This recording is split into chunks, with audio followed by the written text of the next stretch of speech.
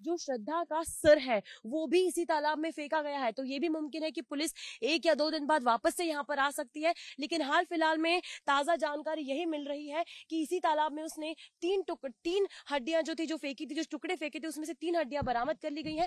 और पुलिस को जो आप कह सकते हैं अपना जो सर होता है उसके नीचे का हिस्सा यानी जबड़ा भी बरामद हुआ है। अब उसका ये जो 3 हड्डियां मिली है ये, और मेहरौली के जंगलों में से जितने भी शरीर की टुकड़ियां जो हड्डियां बरामद की गई है उनकी डीएनए जांच की जाएगी। अब ये तो हो गई तालाब की बात, लेकिन यहाँ पर तालाब में आने से पहले रात के 2 बजे जब वो यहाँ पर आया होगा तब देखिए रास्ता किस तरह से होगा। रास्ता कुछ इस तरह से रहा होगा जब वो यहाँ पर जंगलों से आया होगा, क्योंकि रास्ता जो है आमतौर पर देखिए, क्योंकि जंगल का रास्ता इसलिए जाहिर सी बात है कि घना जंगल है जहां से आते हैं। और मेहरौली में हमें गाड़ी से आने में 20 मिनट का समय लगा, माफ कीजिएगा 10 मिनट का समय लगा, लेकिन यदि कोई पैदल आता है तो शायद उसे 20 से 25 मिनट का समय लगा होगा। और इसी रास्ते से वो आया था। देखिए यहाँ पर आप देख सकते हैं कि गड्ढा भी है बीच में, और इसी उबड़ खाबड़ रास्ते से एक घने जंगल से होते हुए रात को 2 बजे वो आया होगा।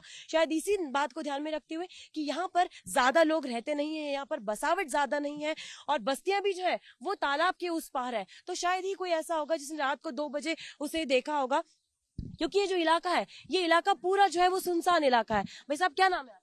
मेरा नाम विकास है। कब से रह रहे हैं आप यहाँ पे? हमें तो काफी टाइम हो गया मैडम। अच्छा ये बताइए इलाका किस तरह का है? रात के 12 बजे के बाद कैसा हो जाता है? कोई आवाजाही रहती है ज्यादा? नहीं, 12-1 बजे के बाद कोई नहीं आता जाता इस तरह। कोई नहीं आता जाता? नहीं। अच्छा, और ये रास्ता, ये सड़क ऐसी ही रहती है हमेशा, मतलब उबड़ खाबड़ है फिर भी आते जाते आप यहीं से ही हमेशा? जी हाँ जी।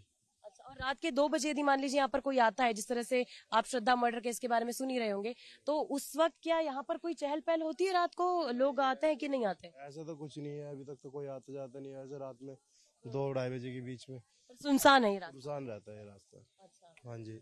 और ये बताइए कि जब अभी आपको जानकारी मिली कि कोई पुलिस यहाँ पर आई थी, ये गोताखोर आए थे सुबह सुबह यहाँ पर? हाँ जी, सुबह मिली तो थी, ऐसे ही गोताखोर वगैरह घूम रहे थे यहाँ पे, आए थे। कितनी बजे आए होंगे करीब? अब ये तो पता नहीं मैडम, इतना तो कुछ पता है नहीं। पर आई थी गोताखोर की टीम, आई थी पुलिस की आए टीम भी आई थी? हाँ, आई थी टीम।